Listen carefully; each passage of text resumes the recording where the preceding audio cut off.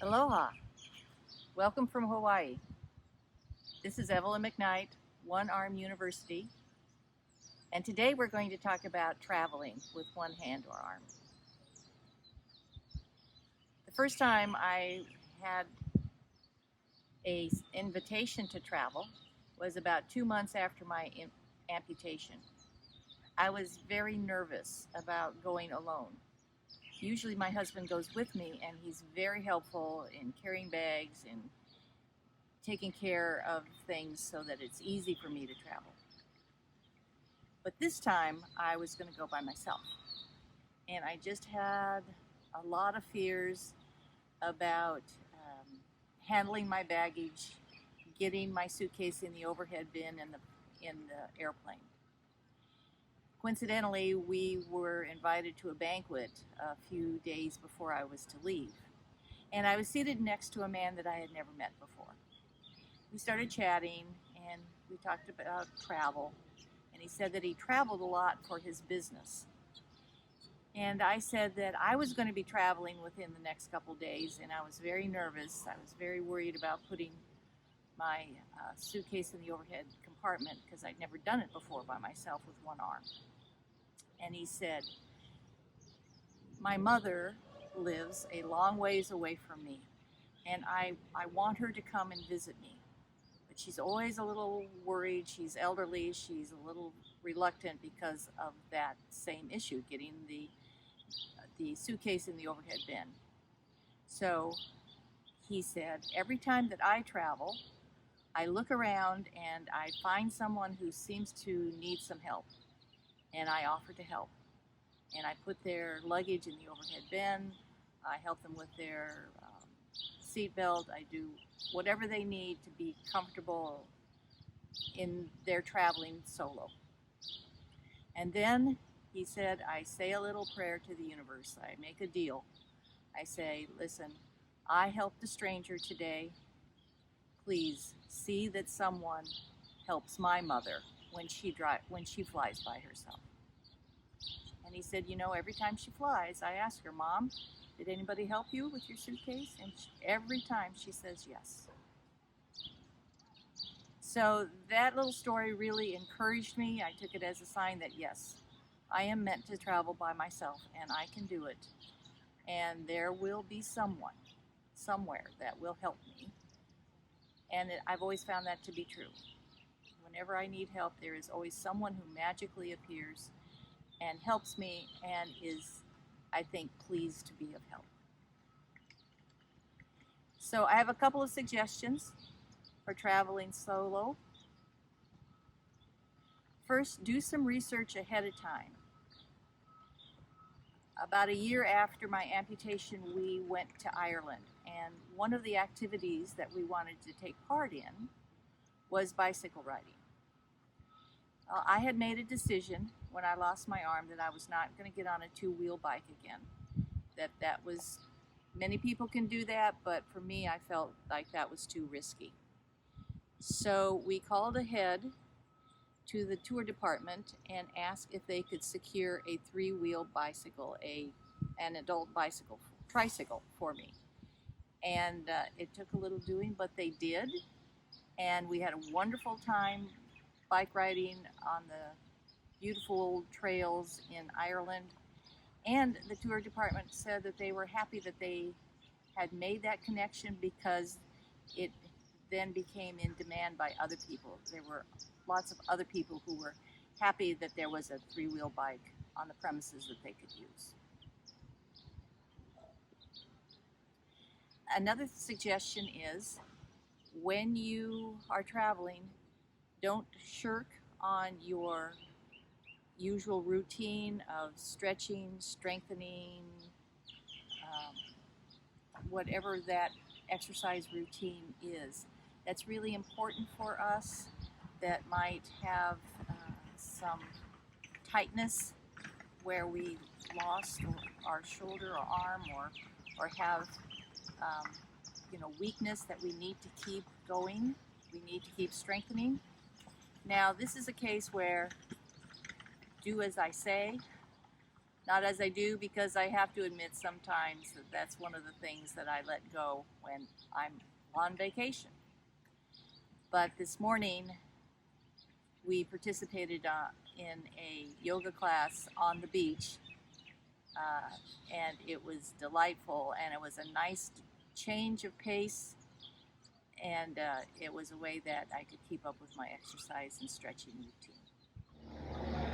So, an important thing about travel is make things easier for yourself. And here's a couple of suggestions in that regard. If you're flying, enroll in the Trusted Traveler program so that you have TSA pre-check. That's a much shorter line to go through security, and anything that's quicker and easier is better. I suggest you get a handicapped parking permit. I think it's justified for us because, especially at the grocery store, you need to park close to the grocery store. So take your handicapped parking permit with you if you have a rental car, and that way you can get closer to the attractions that you want to see. Another thing is to ask for pre-board.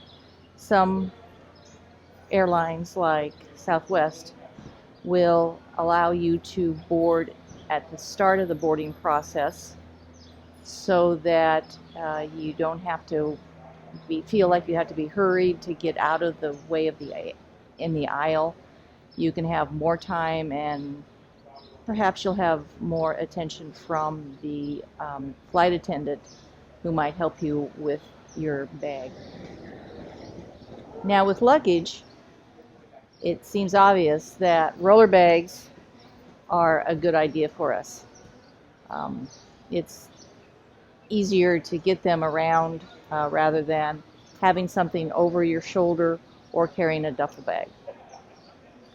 I've found that no matter how much I put into my suitcase, there's still some things that I need to have close at hand. And so for that, it's really a good idea to wear some travel pants or clothes that have lots of pockets. So these pants have 5 pockets, for example, and my shirt even has a pocket.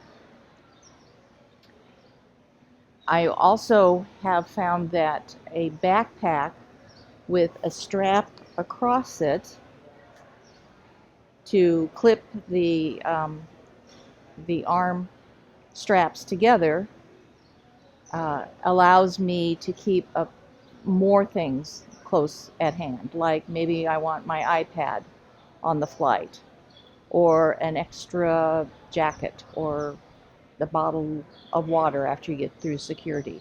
So it's just a regular backpack. And I asked my shoe repairman to put this strap across. It's my favorite backpack, so I asked him to make that adjustment for me. But you can buy backpacks that already have this strap available. And of course, passport holders are really handy gadgets. They're just the right size that you can still maneuver them with one hand, and you can keep your phone in it, you can keep your passport, boarding pass, other important things that are close at hand. Maybe one of the most important bits of advice is to pack light. That old adage, take half as many clothes and twice as much money, is really true. There's some things you can do to make sure that you don't take as many clothes as you think you might need. You know, you're a place where nobody knows you. The same person doesn't see you twice. So you can wear an outfit more than once. You can wear it several times. And if there are clothes that you are really exercising and working out in, you can designate a particular set of gym clothes just for that. If you put them on when they're smelly, you're going to the gym. You're going to get smelly anyway. So you don't need to take extra sets of gym clothes. You might consider taking some older clothes, some things that you're just about ready to get rid of anyway, and after the vacation, toss them. That will give you more room for the souvenirs that you want to bring back. And speaking of souvenirs, you might consider keeping a lot of space in your suitcase for souvenir clothes. If you're going to buy clothes anyway, wear them while you're on vacation. And then that gives it, that helps you to pack lighter as well. Scarves are really a good way to accessorize, and just the different scarf, which is light, can really make your outfit different and novel. Bigger scarves like pashminas can even double as a dress or a skirt. There's lots of ways that you can tie those big scarves or pashminas so that you can get double duty. I always keep one with me when I'm flying because if it's chilly on the plane, it doubles as a nice kind of wrap, a nice kind of blanket. So, happy traveling. This is something that we can still do and enjoy very much. Thank you for joining us today on One Arm University. We'll see you again next time.